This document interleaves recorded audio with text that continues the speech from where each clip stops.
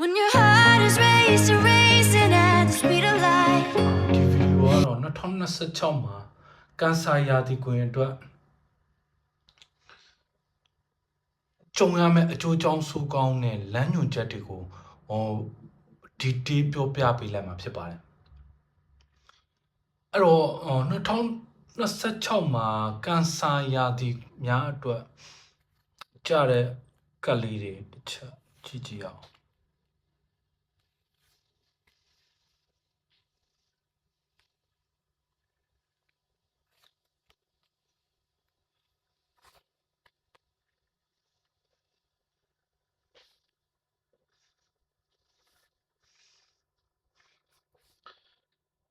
အဲ့တော့ကန်ဆာရာသီတွေအတွက်စိတ်ခံစားမှုအတက်ကြောင်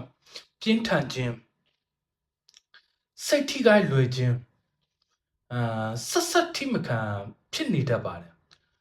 ကို့မှာအတွေးကျ idea တွေရှိရင်တောင်သူများကိုဖော်ထုတ်မပြဘဲနဲ့လှုပ်ဝက်ထားခြင်းလိုအပ်လို့ idea အသစ်များ creation အသစ်များထုတ်မယ်ဆိုရင်လေ2026မှာခက်ခဲနေတတ်တဲ့သဘောတရားလေးတွေတွေ့နေရပါတယ်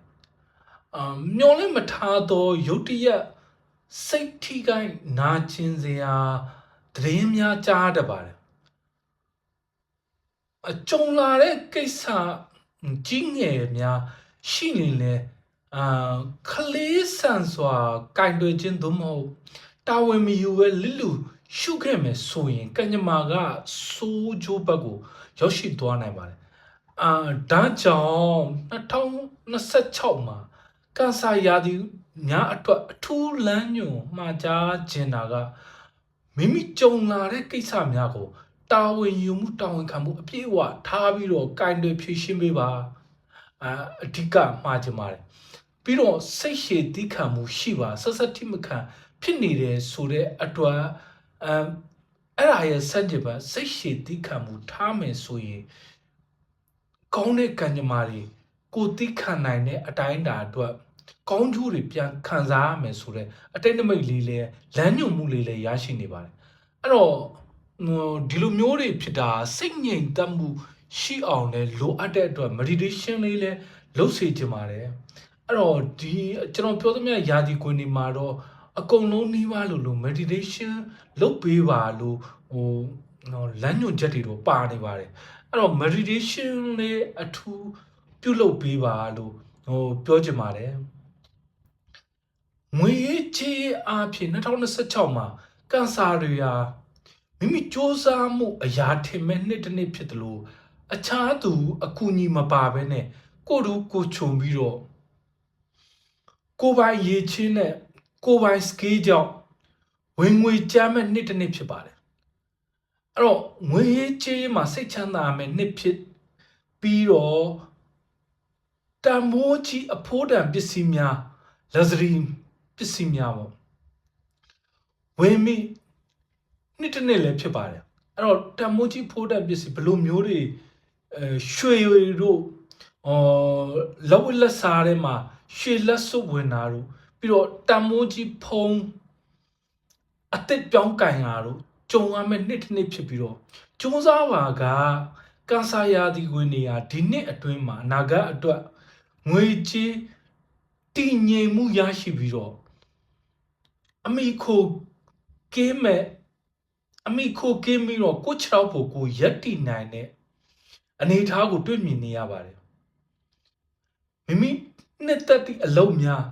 လိုချင်တာများကိုရရှိပိုင်ဆိုင်နိုင်မဲ့လောက်ကင်နိုင်မဲ့နှစ်တစ်နှစ်ဖြစ်ပါတယ်မိမိကိုယ်ကိုထိန်းချုပ်မှုအားကောင်းလေငွေရွှင်လေပါပဲပိုင်ဆိုင်မှုများခိုင်မာလေဖြစ်ပါတယ်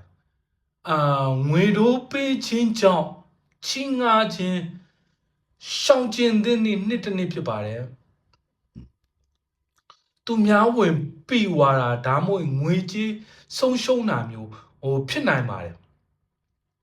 2026မှာအဓိကငွေတိုးပေးတာငွေချီးတာမျိုးတတ်နိုင်သမျှရှောင်ကျဉ်ပေးပါဝင်ငွေကောင်းနေတာကိုအလောက်ကင်ကောင်းနေတာကိုကြောဝါတက်ခြင်းနဲ့ ထိုကြွားဝမှုကြောင့်ကတ်စားသူများချူစားသူများတွေ့တတ်ပြီးတော့အပျော်အပါးများမှလည်းငွေကုန်ကြေးကျများတတ်ပါတယ်အပေါ်မှာပြောခဲ့သလိုမိမိဝင်ငွေထောက်ငွေကိုထိမ့်သိမ်းနိုင်စွမ်းအားကောင်းမှသာဘဝအတွက်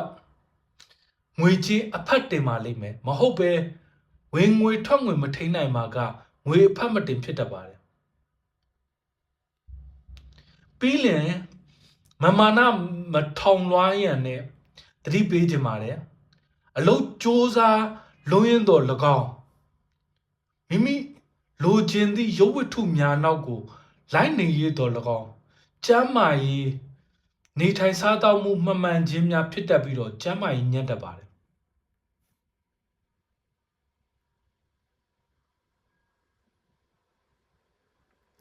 ထို့ကြောင့်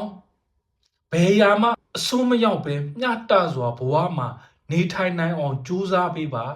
အလုတ်ထဲတွင်လည်းစိတ်ပါတဲ့အခါလှုပ်လိုက်စိတ်မပါရင်လွတ်ကျထားတာမျိုးတွေရှောင်ကျဉ်သင့်ပြီးတော့ပုံမှန် consistent ဖြစ်အောင်လုပ်ကင်ဆောင်ရွက်သင့်ပါတယ်အချစ်ရေးမှာမြင်နေရတာက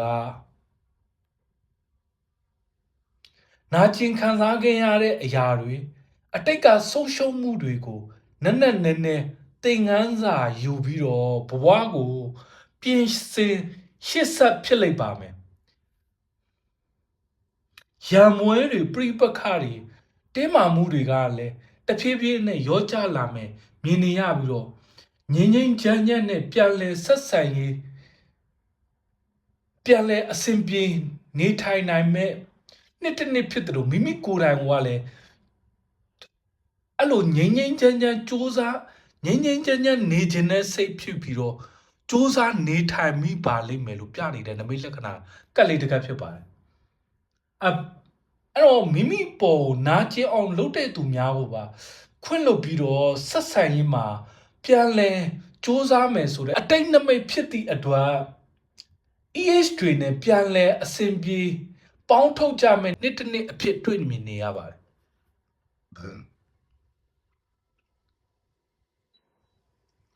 နောက်ထပ်ထိခိုက်တာနစ်နာမှုတွေမလိုတော့တဲ့အတွက်ရံများကိုရှောင်ရှားပြီးတော့စူးစမ်းနေထိုင်မယ်နမိတ်ကတ်လေးကိုတွေ့မြင်နေရပြီအိမ်အောင်ရေးမှာလည်းပြန်လဲအစဉ်ပြေနားလည်မှုများရရှိမဲ့နှစ်တစ်နှစ်ဖြစ်ပါတယ်အဲ့တော့ကန်ဆာရာသီတွေအတွက်2026မှာဆောင်းရန်ရှောင်းရန်တွေများတယ်ဆိုပေမဲ့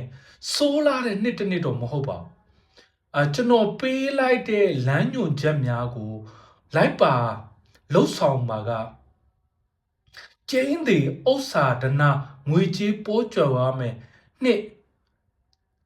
အချစ်ရေးမှာပြန်အစဉ်ပြေမဲ့နှစ်တစ်နှစ်ဖြစ်ပါတယ်လို့ပြောချင်ပါတယ်အဲ့တော့ကျွန်တော် Oracle ကရဲ့လမ်းညွှန်မှုကိုလည်းတစ်ချက်